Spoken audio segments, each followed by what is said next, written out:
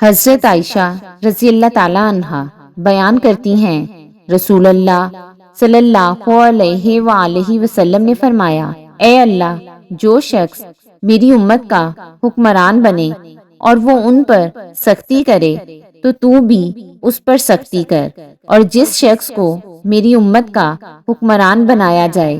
اور وہ ان پر نرمی کرے تو بھی اس پر نرمی کر۔ حضرت عبداللہ بن عمر بن عاص رضی اللہ تعالیٰ عنہ بیان کرتے ہیں، رسول اللہ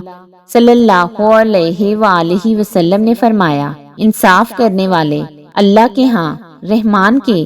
دائیں طرف نور کے ممبروں پر ہوں گے اور اس کے دونوں ہاتھ دائیں ہیں، اور وہ لوگ اپنے حکم میں اپنے اہل خانہ سے اور اپنی رعیت کے معاملات میں انصاف کرتے ہیں۔ حضرت ابو سعید رضی اللہ تعالیٰ عنہ بیان کرتے ہیں، رسول اللہ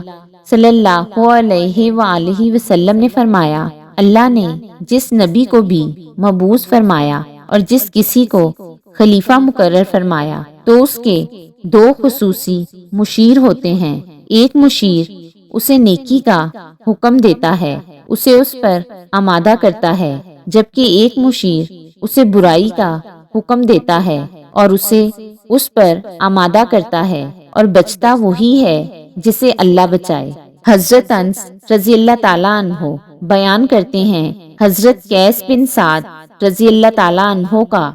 نبی صلی اللہ علیہ وآلہ وسلم کے ہاں وہ مقام تھا جو حکمران کے ہاں کوتوال کا ہوتا ہے۔ حضرت ابو بکرہ رضی اللہ تعالیٰ عنہ بیان کرتے ہیں کہ جب